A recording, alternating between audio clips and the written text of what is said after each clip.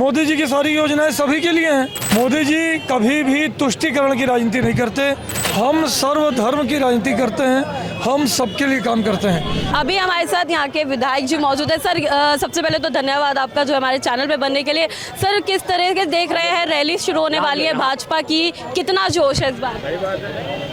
काशी की जनता के सौभाग्य का विषय है कि 140 करोड़ देशवासियों का प्रतिपल ध्यान रखने वाले विश्व के सबसे लोकप्रिय नेता हमारे प्रधानमंत्री आदरणीय श्री नरेंद्र मोदी जी ने कल तीसरी बार काशी से नामांकन किया है। हम सभी उत्साह में हैं क्योंकि नामांकन के बाद उन्होंने तुरंत एक बात कही है। उन्होंने ये कहा है जैसे हम कहीं भोजन करने जाते हैं और हमें स्टार्टर बहुत ज़्यादा मिल जाता है, पेट उसी से भर जाता है, लेकिन उसके बाद भी थाली आने वाली होती है। तो उन्होंने अपने इस 10 साल के कार्यकाल में जितनी ट्रेलर भी हासिल की हैं उन्हें स्टार्टर बताया है और भोजन अब उसके तीसरे कार्यकाल में आने वाला है। तो हम सभी भाजपा कार्यकर्ता और काशीवासी उनके तीसरे कार्यकाल के लिए अत्यंत उत्साहित हैं और आपको जोश दिख ही रहा है। सर अभी जो है खबरों में अगर आपका पकड़ होगी तो खबरों में एक चीज़ बहुत ज़्यादा अभी निकल के आ रही है, जो गठबंधन है, इंडिया अलायंस है, वो क्योटो पे बहुत ज़्यादा जोर पकड़ रहा है कि ना मोदी ने बोला था जब उन्होंने लास्ट में शपथ ली थी तो कहा था कि क्योटो बना देंगे हम काशी को, तो वो बोल रहे इसी पे जो है हमलावर है, कह रहे क्योटो का तो कुछ नहीं बना है यहाँ पर, और मतलब ये है कि विकास को लेकर और सवाल खड़े करे जा रहे हैं। नहीं, वो क्या समझते हैं क्योटो बना देंगे तो उनका क्या मतलब था? यहाँ बनारस में क्योटो लिखवा देंगे? खुद प्रधानमंत्री ने बोला था।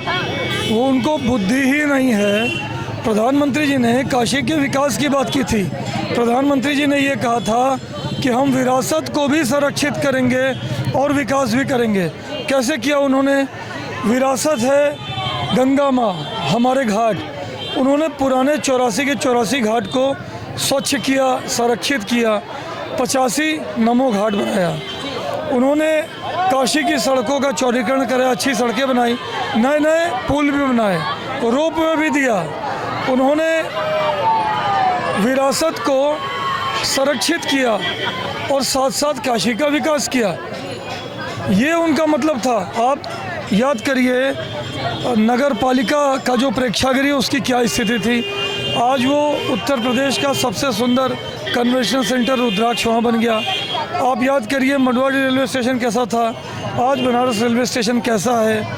आप याद करिए अपनी पूरी काशी की कुल क्या स्थिति थी और काशी आज किस स्थिति में है। निरंतर काशी का नए घाट बन गए, नए नए पुल बन गए, नए नए फ्लाईओवर बन गए, रिंग रोड बन गई, रुद्राक्ष बन गया, रेलवे स्टेशन बन गए, रोपवे बन रहा है, निरंतर काशी का विकास हुआ है। यही है क्योटो। भाजपा सरकार पे ऐसे आरोप लगते हैं कि वो सिर्फ जो है हिंदुओं के समर्थक में काम करते हैं, मुस्लिम विरोधी जो है फैसला लेते हैं, इसमें कोई सच्चाई? आप तो पत्रकार हैं, आप केंद्र सरकार और प्रदेश सरकार की सारी योजनाओं को उठा लीजिए। कोई योजना अगर ऐसी मिले जिसमें किसी धर्म का आदमी ना मिले तो बता दीजिए। आदरणीय प्रधानमंत्री जी की सभी योजनाएं गरीबों के लिए है, दुखियारों के लिए है, पिछड़ों के लिए है। दीनदयाल जी ने कहा था समाज के अंतिम व्यक्ति तक जाओ और उसे इतना मजबूत करो कि वह समाज की मुख्य धारा के साथ कंधे से कंधा मिलाकर चल सके। मोदी जी की सारी योजनाएं सभी के लिए हैं, सभी ने उनका लाभ उठाया है। मोदी जी कभी भी तुष्टीकरण की राजनीति नहीं करते।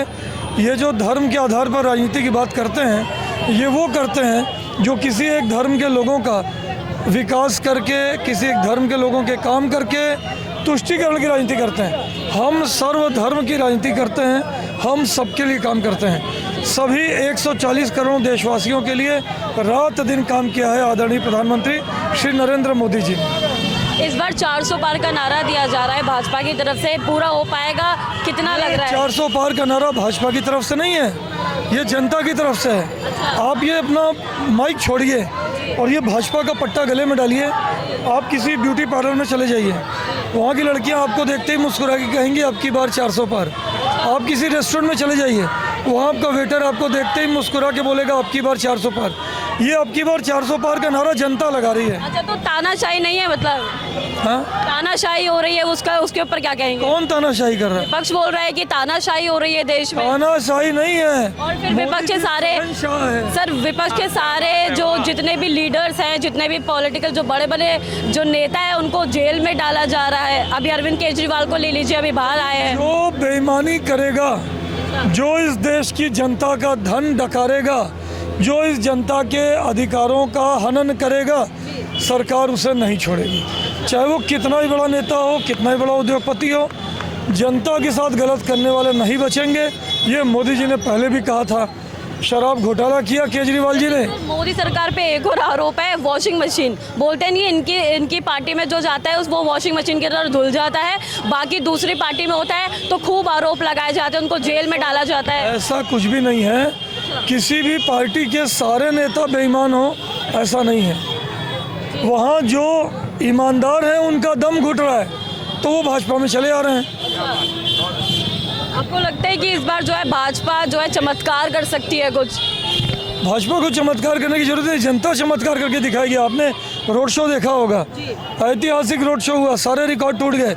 मेरी तो स्थिति ये थी, मैं सड़क पे था, एक समय ऐसा लगा कि मैं भीड़ के नीचे आ जाऊंगा, इतनी ज़बरदस्त भीड़ थी। काशी की जनता उमड़ी हुई थी सड़क पर। तो ये सिर्फ काशी का नहीं, ये माहौल पूरे देश का है। चलिए, बहुत बहुत धन्यवाद सर।